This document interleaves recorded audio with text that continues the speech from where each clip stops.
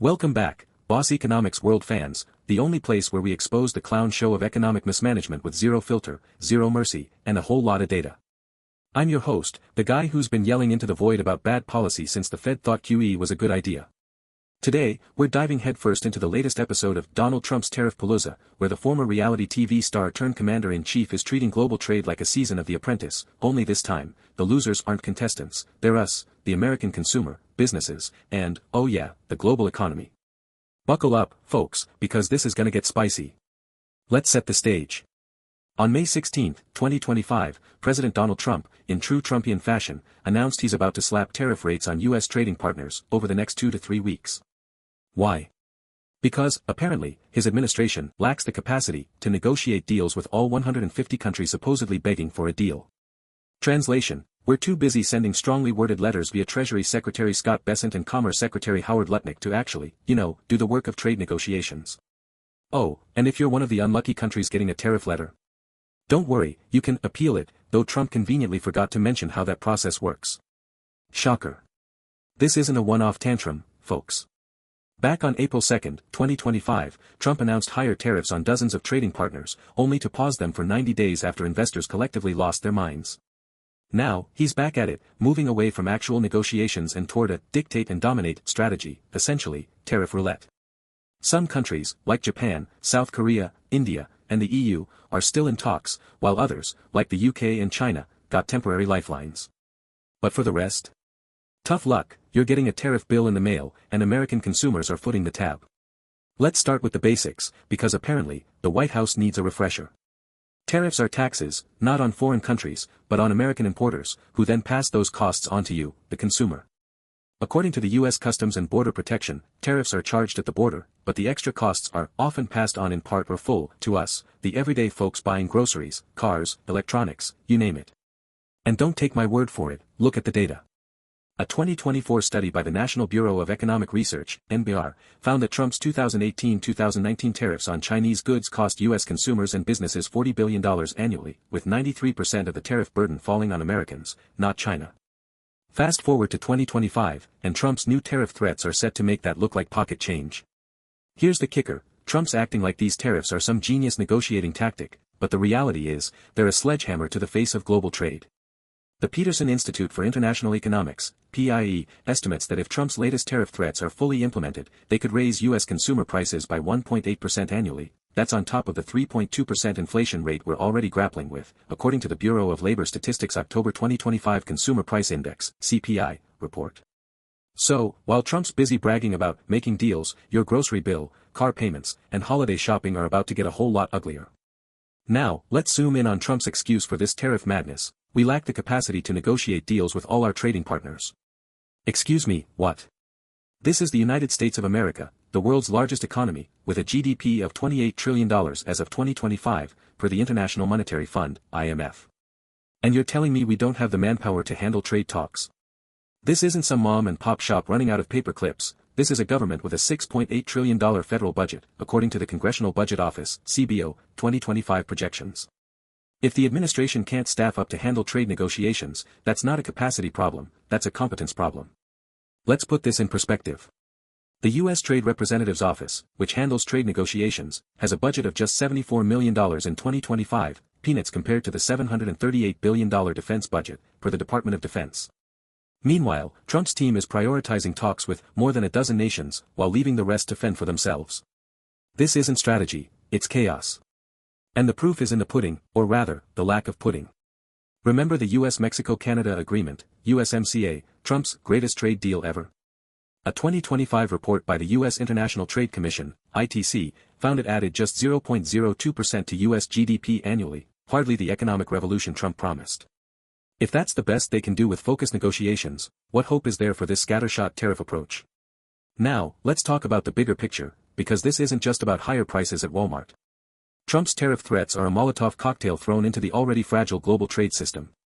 According to the World Trade Organization, WTO, global trade volumes grew by just 1.2% in 2024, the weakest growth since the 2008 financial crisis, thanks to rising protectionism and geopolitical tensions. And guess who's leading the charge on protectionism? Yep, Uncle Sam, under Trump's banner of America First. Take China, for example. Trump's temporary tariff reduction with China, announced in May 2025, might sound like a win, but it's a band-aid on a gunshot wound. The US-China trade war, which started in 2018, has already cost the global economy $1.7 trillion in lost output, per a 2024 UNCTAD report. And with Trump now threatening new tariffs on dozens of trading partners, the collateral damage is spreading. The IMF's October 2025 World Economic Outlook downgraded global growth projections to 3.1% for 2026, citing escalating trade tensions as a key risk. Translation: Trump's tariff tantrum isn't just hurting Americans, it's dragging the whole world down with us. And let's not forget the hypocrisy. Trump brags about 150 countries wanting to make a deal, but his actions scream isolationism. Take India, for instance. Trump claimed on May 15, 2025, that New Delhi offered to drop tariffs on U.S. goods, a claim the Indian government didn't confirm. Why the silence? Because India's already retaliating against U.S. tariffs, slapping duties on American apples, almonds, and chemicals, per a 2024 report by India's Ministry of Commerce. This tit-for-tat tariff war isn't negotiation, it's economic trench warfare, and the casualties are jobs, businesses, and global stability. Now, let's get to the heart of the matter, the government's role in this mess. Trump's tariff strategy isn't about fixing the economy, it's about political theater. He's playing to his base, waving the "America First" flag while ignoring the economic wreckage piling up behind him. And the data backs this up. According to a 2025 Federal Reserve Bank of New York study, Trump's 2018-2019 tariffs led to a net loss of 142,000 U.S. jobs, as higher costs squeezed manufacturers and exporters. Fast forward to 2025, and the U.S. Chamber of Commerce estimates that the latest tariff threats could jeopardize another 200,000 jobs, particularly in agriculture, manufacturing, and retail. But it's not just Trump. Congress, the Fed, and the broader government apparatus are complicit in this economic clown show. Congress has done nothing to rein in Trump's tariff authority, despite having the power to do so under Article 1, Section 8 of the Constitution. Meanwhile, the Fed, under Chairman Jerome Powell, is stuck in a bind, trying to tame inflation, which tariffs are making worse, without tanking the economy. The Fed's October 2025 meeting minutes reveal growing concern about trade policy uncertainty as a driver of inflation, yet Trump's team seems oblivious, barreling ahead with policies that fuel the fire. And let's not forget the timing. We're in the middle of a post-COVID recovery, with supply chains still reeling from disruptions and businesses struggling to rebuild. The American Trucking Associations reported in September 2025 that freight volumes remain 15% below pre-pandemic levels, a sign of lingering economic weakness. So, what does Trump do? He throws a tariff grenade into the mix, threatening to derail the recovery entirely. This isn't leadership, it's sabotage. So, what's the fix? First, the administration needs to ditch this tariff obsession and focus on real trade negotiations, not dictated ultimatums, but actual, multilateral deals that lower barriers and boost growth. The Trans-Pacific Partnership, TPP, which Trump scrapped in 2017, could have been a start, countering China's influence while opening markets for U.S. exporters. Instead, we're stuck in a tariff quagmire, with no clear end in sight. Second, Congress needs to reclaim its authority over trade policy, setting strict limits on the president's ability to impose tariffs willy-nilly. The Trade Expansion Act of 1962, which Trump's been abusing to justify his tariffs, needs a serious overhaul. And third, the Fed needs to get vocal, not just about inflation, but about the structural damage caused by bad trade policy. Powell's been tiptoeing around the issue, but it's time to call a spade a spade. Here's the bottom line, folks, Trump's tariff tantrum is a one-way ticket to economic disaster.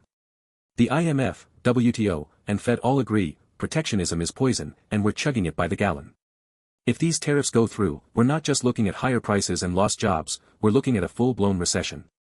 The Conference Board's October 2025 Leading Economic Index is already flashing warning signs, with a 0.5% decline signaling potential contraction ahead. And with consumer confidence at its lowest since 2023, per the University of Michigan's November 2025 survey, the writing's on the wall. So, to President Trump and his economic brain trust, I say this: stop treating trade like a reality TV show. Stop pretending tariffs are a magic bullet. And for the love of GDP, stop screwing over the American people. Because if you don't, the only deal you'll be making is with the history books, as the guy who tanked the economy, again. That's all for today, Boss Economics World fans. If you're as fed up as I am, smash that like button, subscribe, and share this video with everyone who needs a wake-up call. And remember, in a world of bad policy, we're here to call it out, one rant at a time. See you next week.